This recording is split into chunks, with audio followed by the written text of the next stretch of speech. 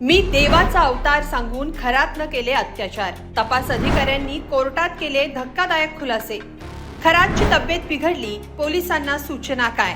5व्या गुन्ह्याची सुनावणी, कोर्टात काय घडलं? नाशिक जिल्हा सत्र न्यायालयात रविवारी भोंदू खरातला व्हिडिओ कॉन्फरन्सिंगद्वारे हजर करण्यात आलं.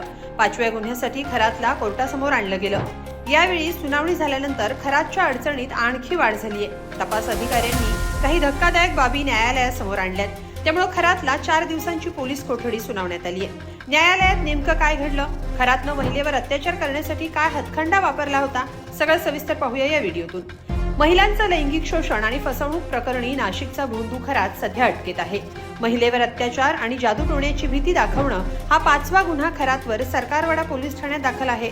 हा 5वा गुन्हा देखील गंभीर स्वरूपाचा असल्याचं सरकारी वकिलांनी न्यायालयासमोर सांगितलं. यावेळी भोंदू खरातबाबत तपास अधिकाऱ्यांनी केलेला धक्कादायक खुलासा महत्त्वपूर्ण ठरला. खरातनं पीडित महिलेला पेढा खाऊ घातला, नंतर गुंगी निर्माण करणारं पाणी प्यायला दिलं आणि तिच्यावर अत्याचार केले. मी सांगेन तसंच कर, माझ्यात दैवी चमत्कार असून त्यानं तुलाच फायदा होईल असं सांगत खरातनं महिलेचा गैरफायदा घेतला.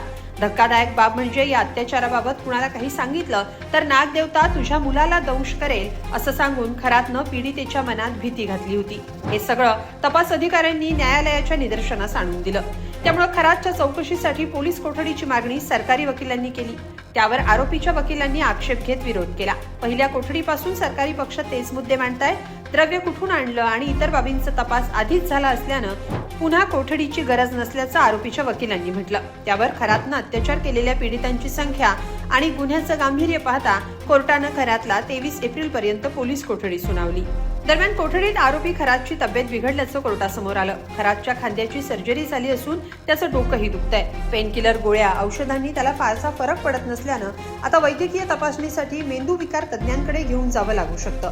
त्यासाठी नवीन अर्ज करण्याची गरज भासू नये अशी विनंती खरातच्या वकिलांनी केली. त्यावर न्यायाधीशांनी खरातवर आवश्यक ते औषधोपचार करण्यासाठी सूचना पोलिसांना केल्या. एसआयटी कडून खरातची चौकशी सुरू असून भोंदू खरातचे जे 4 मोबाईल एसआयटीने जप्त केलेत त्यापैकी 2 मोबाईल मधला डेटा रिकव्हर करण्यात फॉरेन्सिक टीमला यश आलंय अशी माहिती सूत्रांनी दिली आहे.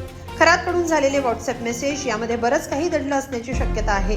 खरातनं वेगवेगळे मोबाईल नंबर हे कोडवर्डनं सेव्ह केलेत. यावरून आलेले मेसेज बारकाईनं तपासले जात आहेत. यातूनही नवे खुलासे होण्याची शक्यता आहे. या सगळ्याबाबत तुम्हाला काय वाटतं? कमेंटमध्ये नक्की लिहा आणि lokmat.com ला सबस्क्राईब करा. धन्यवाद.